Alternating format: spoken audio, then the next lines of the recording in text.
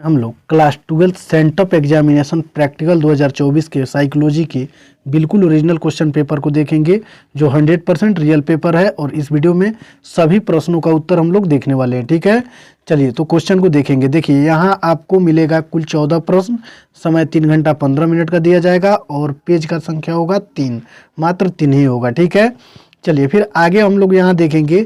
देखिए 1 नंबर में जो खंड ए में दिया हुआ है, किसी एक ही प्रश्नों का उत्तर देना है। तो क्वेश्चन नंबर 1 को देखते हैं, उसके बाद में आंसर देखेंगे। 1 नंबर क्वेश्चन में रहने वाला है, किसी मानव सामाजिक समस्या से संबंधित एक परियोजना प्रतिवेदन उपस्थित करें। या फिर 2 नंबर क्वेश्चन में है, इसको आप नहीं बना पाते हैं तो 2 नंबर में दिया हुआ है कि संचार क्रांति के प्रभाव से संबंधित एक परियोजना प्रतिवेदन प्रस्तुत करें। ये भी क्वेश्चन आपसे नहीं बनता है। तो फिर आगे वाला 3 नंबर क्वेश्चन में दिया हुआ है कि शराबी व्यक्ति का एक वृत्त विवरण तैयार करें।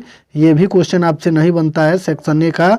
तो 4 नंबर में आपको मिलेगा, अपने आसपास के किसी ऐसे व्यक्ति का वृत्त विवरण तैयार करें जो शिक्षा के क्षेत्र में विशिष्टता प्रदर्शित किया हो। ठीक है, फिर आगे वाला खंड ब में हम लोग देखेंगे। खंड ब में से भी आपको एक ही प्रश्न का उत्तर देना है। 5 नंबर में दिया रहेगा कि किसी क्रियात्मक परीक्षण द्वारा अपने का मापन करें तथा परिणाम की विवेचना करें। ये भी क्वेश्चन आपसे नहीं बन पाता है। तो इसके बदले में आपको 6 नंबर क्वेश्चन दिया गया है कि अपने विद्यार्थी की बुद्धि मापन का जोशी सामान्य बुद्धि परीक्षण द्वारा करें और परिणाम की विवेचना करें। 7 नंबर क्वेश्चन में भी दिया गया है। ये भी क्वेश्चन आपसे नहीं बन पाता है तो इसके बदले में 8 नंबर आप बना सकते हैं। परीक्षार्थियों की शाब्दिक तर्क अक्षमता की माप किसी अभिक्षमता परीक्षण द्वारा करें। ठीक है, फिर आगे वाला सेक्शन सी में आपको मिलेगा, इसमें भी दिया हुआ है कि किसी एक ही प्रश्नों का उत्तर दें। तो 9 नंबर क्वेश्चन में दिया गया है कि मोहसिन सामान्य बुद्धि परीक्षण द्वारा अपने परीक्षार्थियों की कुशाग्रता स्तर की माप करें। ये क्वेश्चन आपसे नहीं बन पाता है तो इसके बदले में 10 नंबर क्वेश्चन आप बना सकते हैं, अपने परीक्षार्थियों के व्यक्तित्व का मापन शब्द साचर परीक्षण द्वारा करें। और फिर इसके बदले में ये भी अगर 11 नंबर नहीं बना पाते हैं, 10 नंबर नहीं बना पाते हैं तो 11 नंबर क्वेश्चन में किसी अनुकूल समायोजन आविष्कारिका का व्यवहार करके अपनी परीक्षार्थियों के समायोजन की विभिन्न विमाओं का मापन करें। ठीक है, तो ये देखिए सेक्शन ए में 2 नंबर क्वेश्चन का आंसर हम लोग देखेंगे।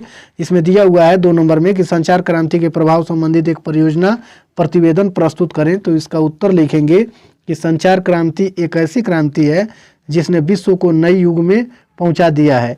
यह क्रांति संचार तकनीक में हुए विकास के कारण हुई है, जैसे कि internet, mobile phone, social media और अन्य डिजिटल माध्यमिक का विकास। लिखेंगे संचार क्रांति के प्रभाव निम्नलिखित हैं। पहला पॉइंट में लिखेंगे जानकारी के पहुंच। संचार क्रांति ने जानकारी को हर किसी की पहुंच में ला दिया है। और दूसरा पॉइंट में लिखेंगे संपर्क में वृद्धि, यानी संचार क्रांति लोगों को दुनिया भर में जोड़ने का अवसर प्रदान किया है।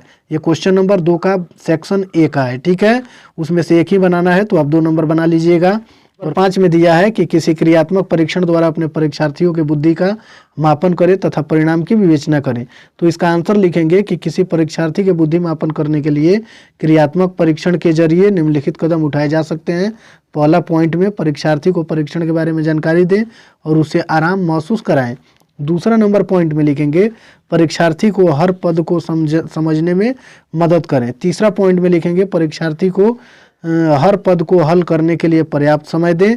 और चौथा नंबर पॉइंट में परीक्षार्थी के उत्तर को ध्यान से देखें और उनकी क्षमताओं का आकलन करें। और 5वां पॉइंट में लिखेंगे परीक्षार्थी द्वारा पर्याप्त की गणना करें। ठीक है, ये क्वेश्चन नंबर 5 का आंसर है सेक्शन बी का। फिर सेक्शन सी में दिया हुआ है क्वेश्चन नंबर 10 में अपने परीक्षार्थियों के व्यक्तित्व का मापन शब्द साहचर्य परीक्षण द्वारा करें। तो इसका उत्तर देखेंगे कि शब्द साहचर्य परीक्षण एक मनोवैज्ञानिक परीक्षण है जिसका उपयोग व्यक्ति के विभिन्न पहलुओं को माप करने के लिए किया जाता है। यह परीक्षण परीक्षार्थियों के विचार और भावनाओं के पैटर्न को समझने में मदद करता है। इसमें फिर आगे हम लोग लिखेंगे कि परीक्षण की प्रक्रिया निम्न प्रकार से है। पहला नंबर पॉइंट में परीक्षार्थी को एक शब्द दिया जाता है जैसे कि खुशी। दूसरा नंबर पॉइंट में लिखेंगे परीक्षार्थियों को उसे शब्द के साथ जुड़ने वाला पहला शब्द सोचना होता है जैसे कि मुस्कान। और तीसरा नंबर पॉइंट में लिखेंगे परीक्षार्थी को कोई शब्द के साथ यह प्रक्रिया दोहरानी होती है। और लास्ट पॉइंट में लिखेंगे परीक्षार्थी के उत्तर का विश्लेषण किया जाता है। ठीक है, तो इसमें केवल आपको तीनों खंड से खंड ए, खंड बी और खंड सी से एक एक प्रश्न बनाना था। तो एक 2 का आंसर दिए हैं, एक 5 का और एक 10 का। सेक्शन सी से ये बी से 5 और ए से 2। तो आपको ये इतना ही बनाना है।